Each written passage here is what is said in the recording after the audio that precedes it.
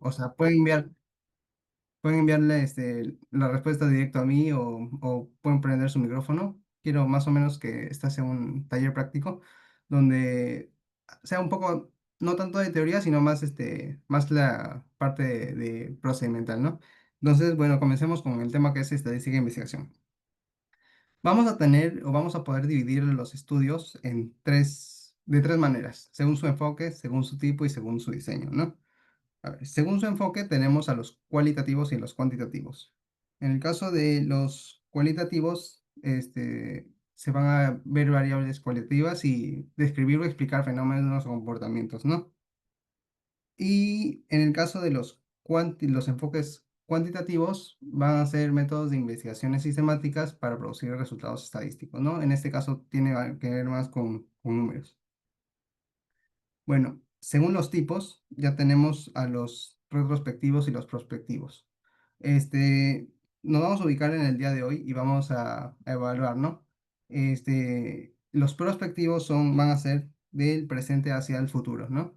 Y los retrospectivos del presente hacia el pasado. Un ejemplo, yo quiero hacer una campaña de salud y quiero hacer una recolección o quiero obtener los datos de unas historias clínicas, ¿no? Entonces, si es un prospectivo, significa que recién lo voy a hacer, ¿no? Pero si es un retrospectivo, significa que una campaña que ya he hecho, de ahí voy a sacar los datos, ¿no? Bueno, en el caso de evolución del fenómeno, vamos a ver los transversales y los longitudinales. Es más fácil verlo así. Un transversal es, bueno, acá tenemos nuestra línea del tiempo y es como una foto, ¿no? Es lo que está pasando en el momento. Aquí más se ven los estudios de prevalencia y en el caso de los longitudinales, vamos a tener nuestra línea del tiempo también y hay que asociarlo tipo como bueno, yo lo veo como un calendario, ¿no? Entonces van a haber bastantes cortes y varias intervenciones a lo largo del tiempo. En comparación de poblaciones, vamos a ver los descriptivos, que solo se ven las variables, lo que está pasando en la población y se describen, ¿no? En cambio, en los analíticos o los comparativos, vamos a tener las poblaciones o las muestras y vamos a tratar de compararlas o buscar relaciones, ¿no? Y en el caso de manejo de variables, vamos a tener las observacionales y las experimentales. Aquí en las observacionales solo se van a ver, describir lo que está pasando, de qué trata la variable. En cambio, en las experimentales, vamos a poder manejar nuestras variables a nuestra conveniencia, ¿no? Y va a aparecer algo que es la aleatorización, ¿no? Bueno, en el caso de diseños, vamos a tener los diseños básicos, observacionales, experimentales, económicos y metaanálisis. Más o menos esto va a ir haciendo como una pirámide, así. Bueno, lo vamos a ver después. Entonces, lo más importante acá es que no es que un diseño es más importante que otro, sino que hay diseños como los metaanálisis y revisiones sistemáticas que van a tener más capacidad de evidencia, ¿no? Entonces, mm, acá hay cuatro ejemplos bueno, de los estudios de los diseños de estudios que tenemos que recordar más. Por ejemplo, los transversales como ya he dicho, en el tipo transversal es como una fotografía, ¿no? Entonces, vamos a ver que en nuestro estudio o en nuestra línea del tiempo vamos a tener solo un corte, es lo que está pasando en el momento. Y vamos a tener un grupo de estudio y vamos a ver la prevalencia de enfermedades. En el caso de casos y controles, yo resalto dos características importantes. Se podrían hasta tres, pero las dos más importantes es que es un estudio retrospectivo, o sea, la recolección de la data sea del presente al pasado, y se evalúan dos grupos para nuestro estudio, lo que son los casos y lo que son los controles. Aquí se van a ver si hay algunos, podrían decir, factores asociados a las enfermedades, ¿no? En los cortes prospectivos, por otro lado, también se puede rescatar dos características importantes. Una que ya no es retrospectivo, sino es prospectivo. Es del presente hacia el futuro. Y se va a ver estudio de incidencia. Aparte de que acá los grupos se van a elegir sin ninguna enfermedad. Y vamos a ver qué factores pueden influir en la aparición de estos. Y los diseños clínicos cruzados que vamos a tener dos tipos de muestras, se podrían decir. Un grupo que es va a tener el tratamiento experimental y el otro en placebo. Y después de un periodo de 2 semanas de descanso se van a entrecruzar. Entonces, estos estudios se utilizan más para los que son medicamentos y podrían ser más seguros, pero, o sea, más certeros. Igual en general, todos los estudios tienen ciertos sesgos, ¿no? Por diferentes motivos que puedan tener, ¿no? Bueno, ese es lo que le decía la pirámide de evidencia. Lo más importante acá es que los metaanálisis y las revisiones sistemáticas son como lo que va a recolectar todo el resto de estudios que están abajo, ¿no? Entonces, en nuestra base tenemos los estudios in vitro y este, en algunas otras literaturas dice que están las cartas al editor, ¿no? Bueno, en este caso, en la de nuestra teoría, dice que están los estudios in vitro. En el medio siempre están los casos y controles y los estudios de cortes y los artículos, los estudios originales. Y en la punta están los metaanálisis y revisiones sistemáticas. Bueno, esta es una pregunta que viene en un examen. Y van a venir bastantes preguntas así para los que, por lo menos los que recién van a llevar el curso y quizás pueda llevar así, ¿no? Dice un grupo de farmacólogos desean evaluar si la ingesta crónica de infusión de una hierba A procedente de la selva es un factor de riesgo del cáncer hepático. Para efecto de la investigación se consideran dos grupos. En el grupo de 141 enfermos, 105 refieren que han estado bebiendo la infusión hace 5 años y de otro lado el grupo de 143, 78 han estado bebiendo la infusión también por 5 años. ¿Alguien quisiera explicar por qué o responder la pregunta? ¿O me envió por el chat su alternativa?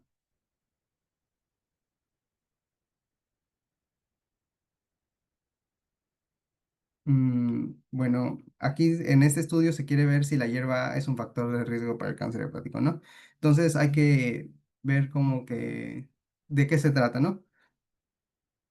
La hierba con el riesgo de cáncer hepático. Se van a considerar dos grupos. Aquí son dos grupos. Un grupo de enfermos y un grupo de personas sanas, ¿no? Entonces, ¿cuáles son estas dos características?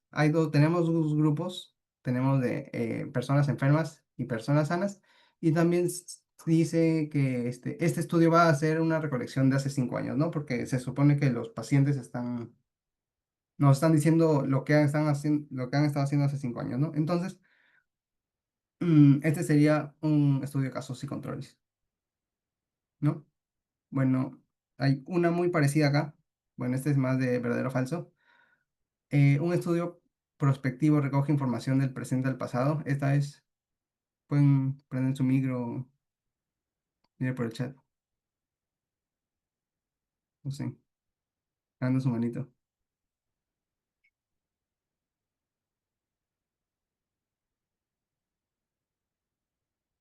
Bueno, en este caso un estudio prospectivo no recoge, sino es un estudio retrospectivo, que es del presente al pasado.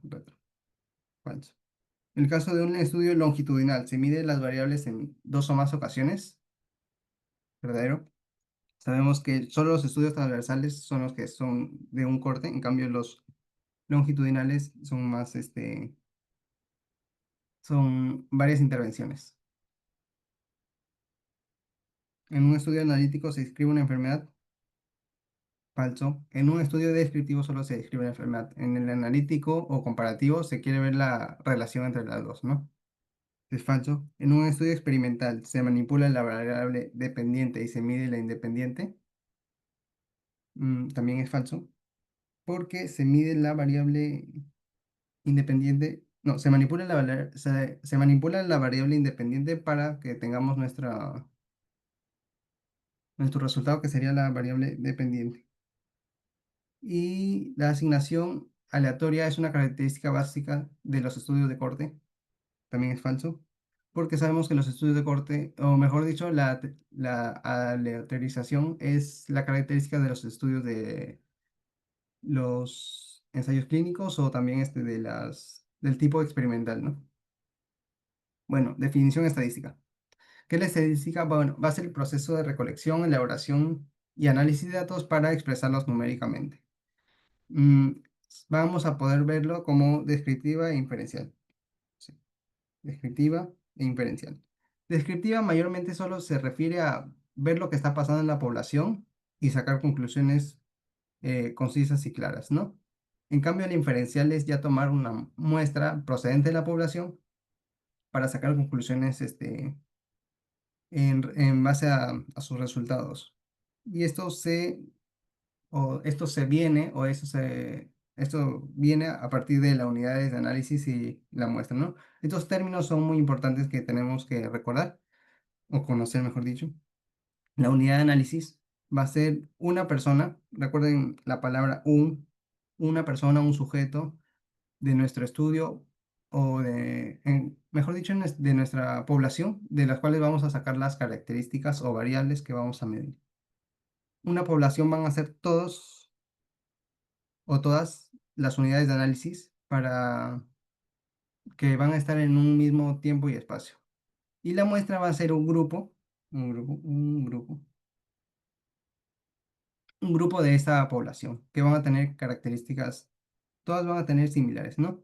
Entonces, acá hay un ejemplo que dice evaluar presencia de cervicalgia en trabajadores administrativos de la USMP en el año 2025.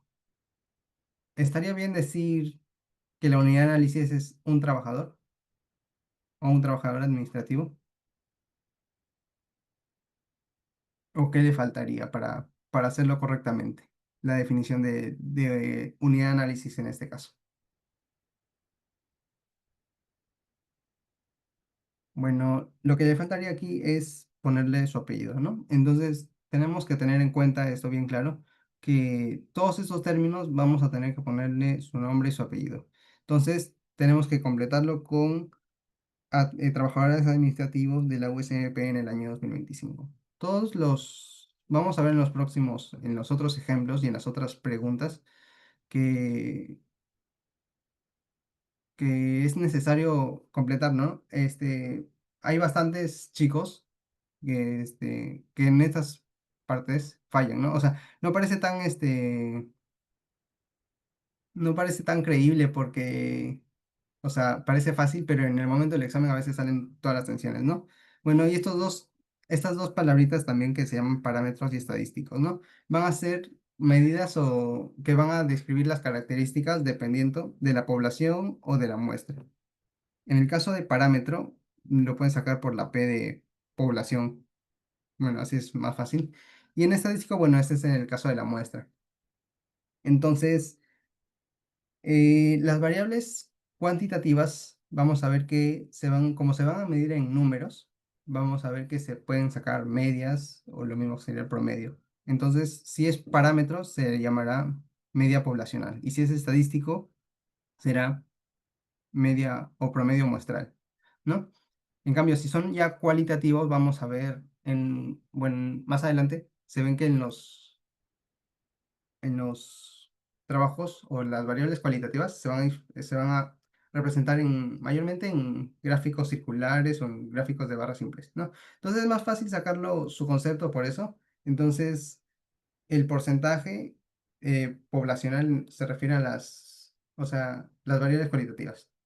No sé si me dejo entender, pero en este caso vamos a, hay que definir bien esto y en el caso de cuantitativo y cualitativo, ¿no? Porque, bueno, más adelante tengo una pregunta igualita, pero vamos por partes, ¿no? Eh, en una publicación científica se presentan los resultados de un estudio para asociar niveles de presión y bajo rendimiento académico en estudiantes de una universidad pública de Santa Marta en Colombia en el año 2019. Esta pregunta me parece que ha sido del año 2020 o 2022, así que más o menos vienen así en los exámenes. Eh, y bueno, vamos de abajo hacia arriba. ¿Cuál es la unidad de análisis? Un estudiante de la ciudad de Santa María, no lo podría ser, primero que es Santa Marta, así que como que te quieren confundir aquí en los doctores. Un estudiante universitario de Colombia tampoco. Un estudiante de universidad privada tampoco. ¿Qué es lo que le falta aquí? Podríamos decir que le falta su apellido, ¿no? Entonces siempre hay que tener todo completo.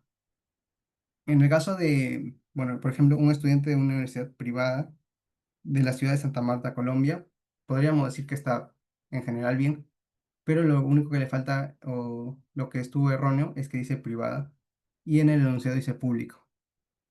Entonces, por este error, la mayoría de la gente se puede equivocar, ¿no? Por los nervios del examen. En el mismo caso de la otra pregunta, que es cuál es la población de estudio, está bien que diga todos los estudiantes, bueno, siempre hay que fijarnos que diga eso, pero como he dicho, le falta su apellido. Y en el mismo caso, en la misma alternativa que vino en el examen de la pregunta, en la alternativa B, dice una universidad privada, ¿no? Entonces, como digo, esas son las cositas que pueden alterar en los exámenes. ¿Cuál es la muestra del estudio? Bueno, es lo mismo. 385, bueno, nos dice que son 385 participantes, una muestra probabilística, ¿no? Entonces, solo marcamos 385 estudiantes de una universidad pública de Santa Marta.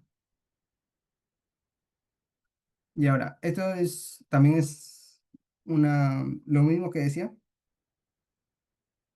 se tomó una población de 370 pacientes y una muestra de 60 pacientes. Dice indicar la muestra del estudio. Acá también está igualito con nombre y apellido, pero el único problema es que dice 60 historias clínicas. Entonces, en este caso nos están hablando de pacientes. Y, a ver, la alternativa correcta sería, bueno, es historias clínicas también. Acá, por ejemplo, le falta su apellido. Acá también. Entonces, la respuesta correcta sería la D, que es 60 pacientes con depresión mayor de servicio de psiquiatría. Bueno, acá igual nos dicen del mismo enunciado, indicar la unidad de análisis y tiene que ser un paciente. No se olviden que la muestra son en pacientes, no son en historias clínicas, por ejemplo. Entonces, vamos primero tachando lo que no nos interesa, que es una historia clínica, y después nos quedan, bueno, estas tres alternativas. Y bueno, como podemos ver, le falta su apellido, entonces esta es la respuesta correcta. Lo mismo dice acá, pero dice indicar el parámetro de la variable edad del paciente.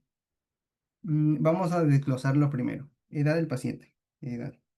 Edad, ¿qué es una variable cualitativa o cuantitativa? Bueno, es una cuanti, porque vamos a ver edades en años. Y en este caso dice indicar el parámetro. El parámetro, como digo, P de población, ¿no? Entonces, vamos viendo acá que vamos relacionando y vamos descartando. ¿Puede ser promedio muestral? No, porque no están hablando de parámetro, de población. Puede ser proporción muestral, tampoco. Y después hay que, igual, en el caso de cuantitativas, dije que vamos a llamarlo como promedio o como media poblacional. Y en el caso de razón y proporción, bueno, van a ser otros dos términos que también se van a explicar luego, pero son más para ver este, son, ¿cómo se llama? Para ver cuando dos tipos de muestras van a ser o iguales, el cociente de dos iguales o el cociente de dos diferentes, ¿no? Pero bueno, en este caso es promedio poblacional. Bueno, ojito aquí, esto también me vino a mí esto sí es del año pasado, del ciclo pasado, de la guía de seminario, y vino este enunciado, ¿no? Y vino esta palabrita dice censal. Entonces, ¿qué nos quiere referir esto? Un estudio censal o una población censal, una muestra, nos quiere decir que de toda la población, o mejor dicho, toda la muestra va a ser igual a la población. Si dice tenemos 72 pacientes, la población está conformada por 72 pacientes del servicio de psiquiatría, la muestra va a ser igual, van a ser los 72 pacientes del servicio de psiquiatría. En este caso no va a cambiar nada.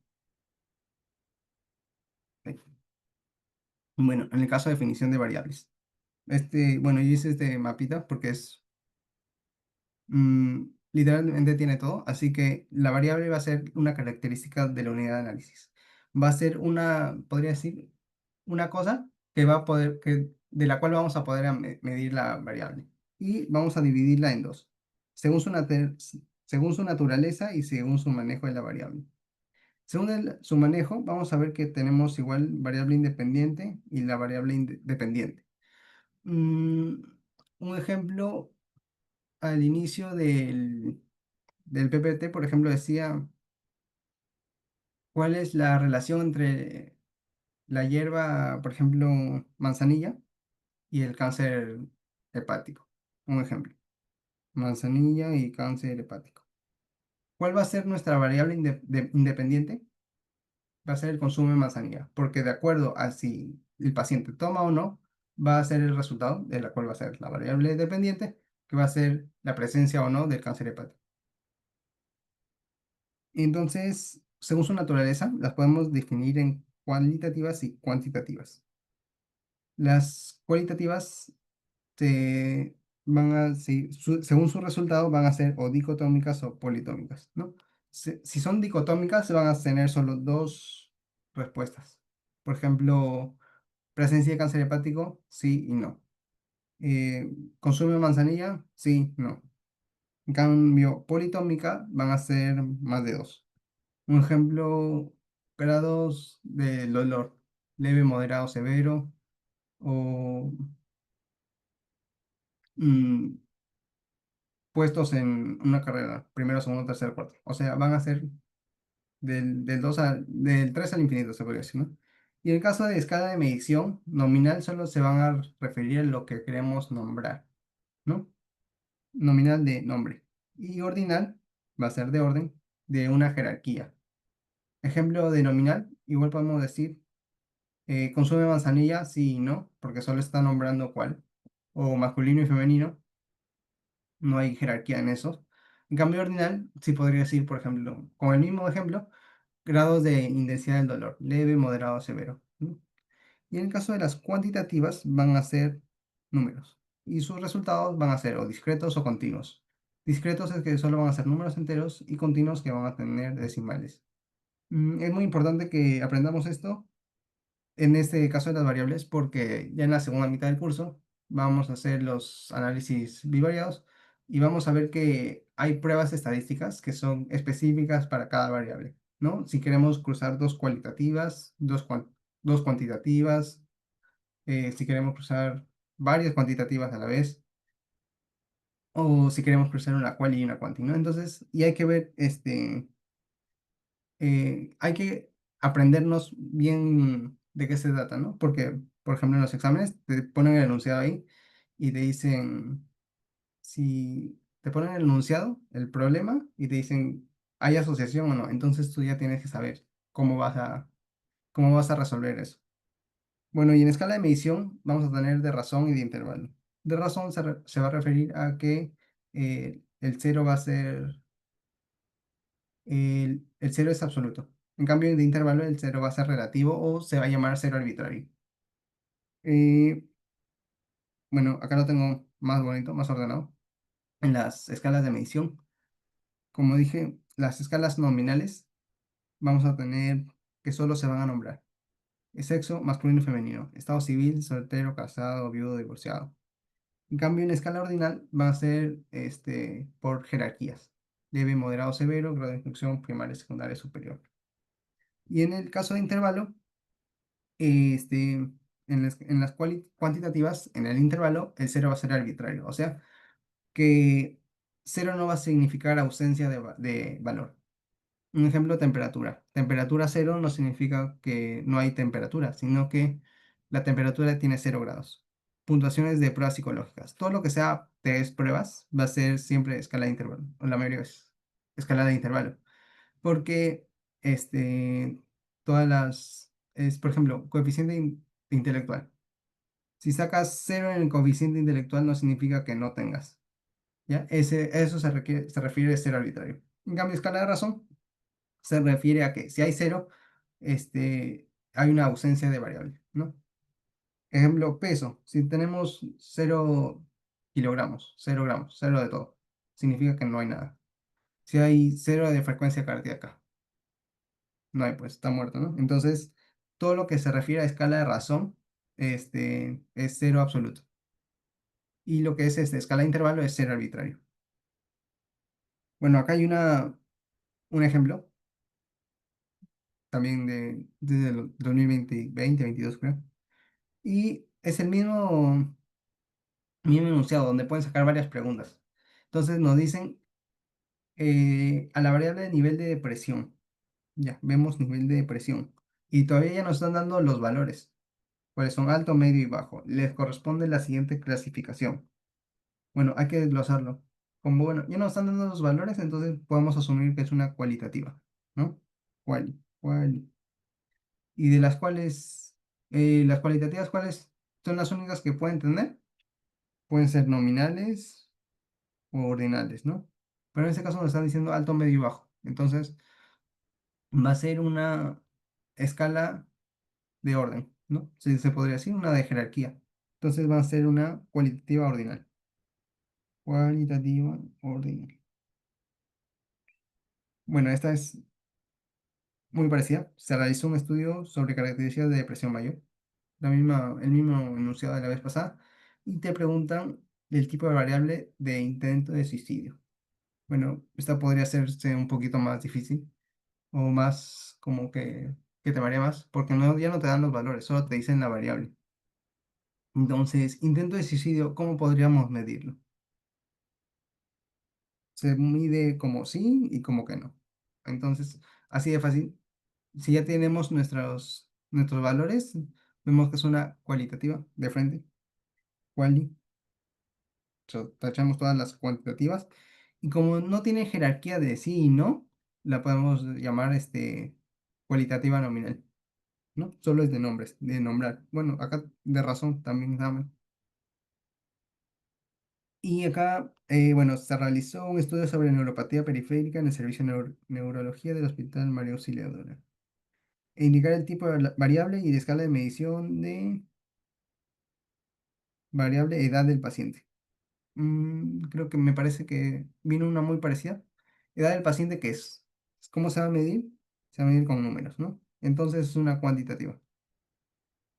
Y en este caso va a ser una. A ver, tachamos todas las quali, cuantitativa nominal no existe. Ya. Y cuantitativa de intervalo y cuantitativa de razón, ¿no? En este caso, 0 años significa ausencia de edad, ¿no? Entonces es cuantitativa de razón. Indique la proposición falsa que se da respecto a las variables. Bueno, acá se da puntaje de presión, es una variable cuantitativa de intervalo. Las variables por naturaleza se clasifican en cualitativas y cuantitativas. Valores de hematocrito es una escala de razón. Gasto familiar tiene ser arbitrario o en la escala nominal se clasifica la variable y no hay orden. Comencemos.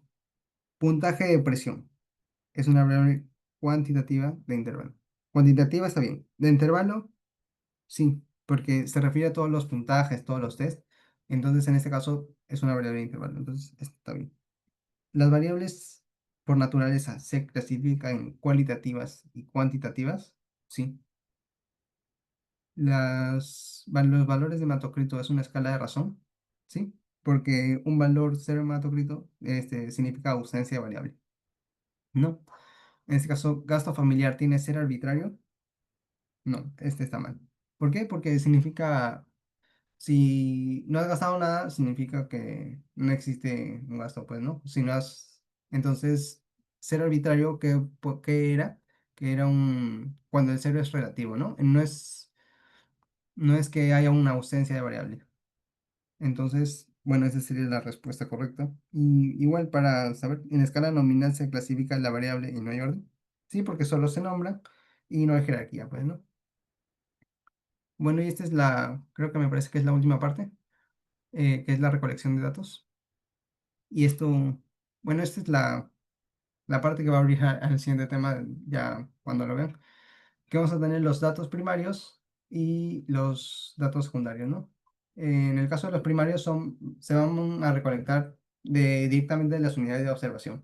Donde hago mi campaña y reparto cuestionarios, ¿no? Cuestionarios, test y las historias clínicas que puedo ir revisando, ¿no? Esos son los datos primarios. Mientras que los secundarios son datos obtenidos de documentos que ya están publicados. Donde que yo quiero hacer mi investigación y busco, no sé, entro a PubMed y encuentro una. Entonces, esos serían datos secundarios, porque ya lo estoy obteniendo de otra fuente. Igual viene una pregunta acá, del mismo enunciado. Dado la característica del estudio de la fuente de información es patrón datos, terciaria, primaria, explorativa, secundaria. Bueno, vamos tachando. No podría ser ni explorativa ni terciaria porque no existen. Y en este caso, en una publicación se presentan resultados de un estudio con el objetivo de asociar niveles de depresión. Bueno, en este caso sería una fuente de información primaria, ya que se va a responder una escala breve de eso, que es es un cuestionario, que es un cuestionario que se le aplica a los participantes. O sea, como cuando son cuestionarios y aparte le dice que es a los participantes, es una fuente de información primaria. Bueno, este ya sería el tema que ya no alcanza mucho porque el tema sí es largo. Solo algunas recomendaciones para los que recién van a llevar el curso y los que ya han llevado también, es que aseguren su parcial, como dicen, porque a veces eso es lo que malogra al final todo el ciclo de la gente. No es difícil esta primera parte, sino es un poco pesada. No se confíen, porque, bueno, nuestro parcial, en el que yo di, dieron 40 minutos no, 40 preguntas para una hora. Entonces, la gente se confió demasiado, yo también me confié. Y a veces no puedes terminar de hacer los problemas, ¿no? Quizás la segunda parte parezca un poco pesada, pero si entiendes bien esta parte, vas a poder saber cómo asociar las variables y cómo poder sacar las estadísticas significativas, ¿no? Y poder realizar bien el, el examen, ¿no? No sé si tengo alguna pregunta. A ver, primero por el chat, le mandan a Brigitte, asociamos MP. ¿Qué dice ahí?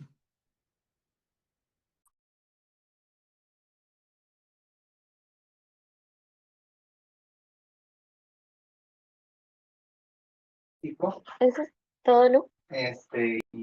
Sí, por mi parte sí. Y no sé el resto, o ya termino. Chicos, si tienen alguna pregunta, pueden escribirlo en el chat ahorita a Lu. Pueden preguntarle cosas sobre algunos temas en caso hayan visto o estén repasando ahorita en vacaciones, o algunos tips, sea para seminario, teoría, que me puedan servir. En el caso de, por ejemplo, si no entienden algún tema, les recomiendo que vean videos, ¿no? Porque la verdad es que las fuentes de información que hay que utilizan para teoría, por ejemplo, el que más he visto que es bioestadística amigable, ah, ¿cuál es el tema más pesado para darle mucho más énfasis? Bueno, a mí, por ejemplo, me pareció más difícil probabilidades. La verdad es que no lo estudié muy bien como era el tema antes del parcial, como que, como que me rayé un poco, ¿no? Pero si lo ves de una manera así de todo el curso, podría ser el último tema. Supongo que es porque tiene más fórmulas, ¿no? Que ya en el último tema, que son medidas no paramétricas, pruebas no paramétricas, se refiere a que cuando los datos no tienen una distribución normal, o sea, están más para un lado, no siguen la campana, este, vamos a utilizar otras pruebas, ¿no? Bueno, en estos estudios van a haber más sesgos, pero hay más fórmulas y prácticamente te juntan cuatro temas en uno. Así que si puedes ir viendo el último tema, que es medidas no paramétricas, sería lo mejor, creo.